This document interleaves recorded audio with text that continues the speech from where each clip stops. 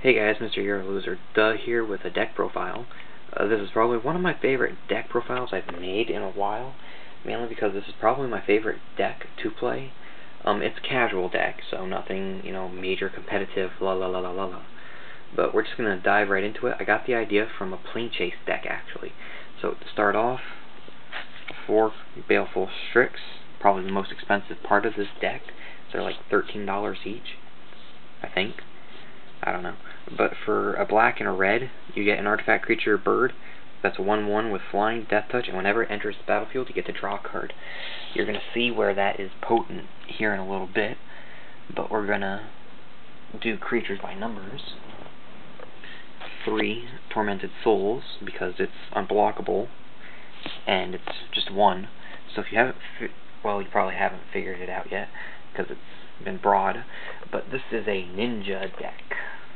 We're going to have 2 or 3 ninja of Deep Hours, 2/2 with a ninjutsu of 2 or a hard cost of 4, and whenever he deals combat damage to a player, you get to draw a card. Why that's important? Because in ninjutsu, you return an unblocked creature you control, or unblocked attacker you control to your hand, and then put this card on the battlefield attacking. And why that's good is because if you look at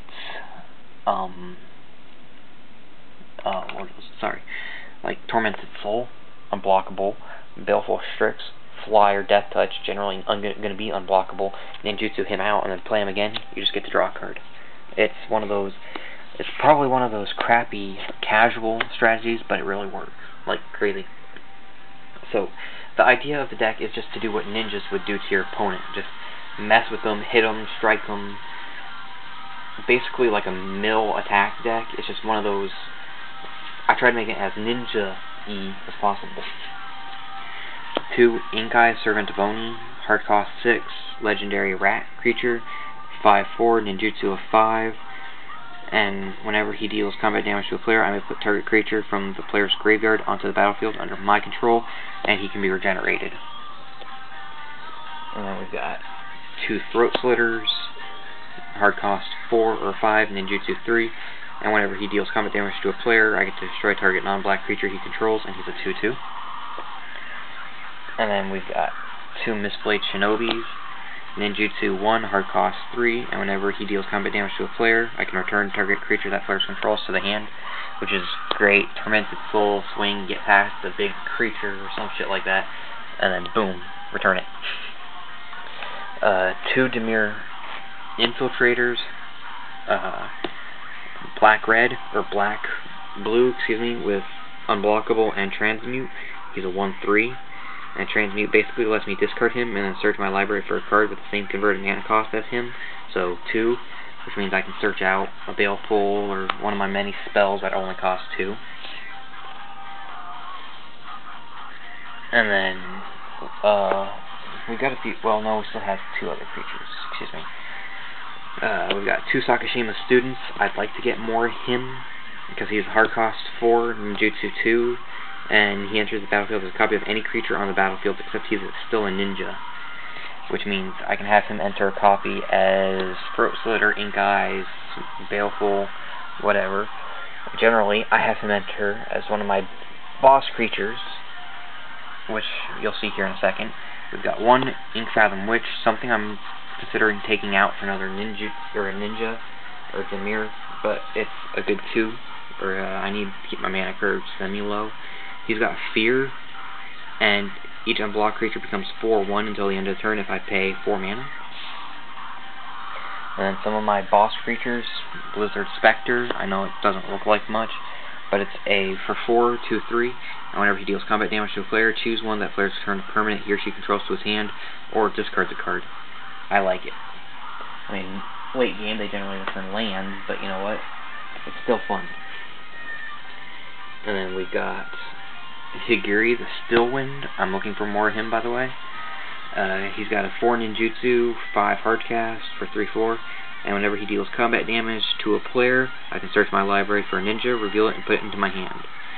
And he can make target ninja unblockable, which is really, really awesome. And then, one second, let me move these cards a little bit around. That way I have room here. I make custom mats, and this is probably one of my favorites I've designed. Blood Artist painting Callie of the Vast. Team Troll. Anyway. Now we've got Silent Blade Oni. Demon Ninja. With a ninjutsu of 6.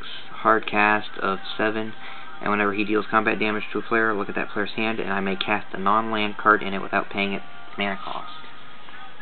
And my personal favorite creature in this deck, just because it's so I'm gonna screw you kind of thing, Cirque, Demure Lobotomist.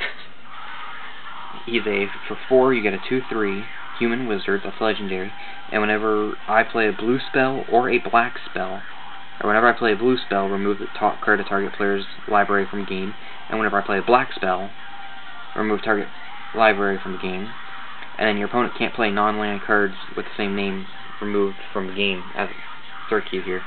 So if I if I remove from game a Sakashima student on their deck, they can't play it. It's just one of those, people hate when this guy comes out. And what's even better is whenever I play things like Baleful, Demure, or Blizzard Spectre, or anything that's multicolored, even Inkfathom Witch, they have to mill too. Now, the spells, we've got 2 Psychic Drains, 2 and then X. Target player puts the top X cards of their library into the graveyard, and I gain X life, which is really fun, because it mills them, and if, I top deck it and I have 5 open mana, or 6, or something like that, they generally hate it. 2 Doomblade, because what's a black casual deck without Doomblade? 2 Diabolic Vision. For 2, I can look at the top 5 cards of my library and put one of them into my hand and put the remaining 4 on the top in any order I want, which is great. Gives me a little bit of foresight there as to what I'm going to draw and everything like that. 1 Murder. 1 Stabbing Pain. Tap target creature, gets -1/-1, which is fun. 2 Mask of Riddles for 2. Or for a black and red, equipped creature has Fear, and you equipped it for 2, and whenever equipped creature deals damage, I get to draw a card.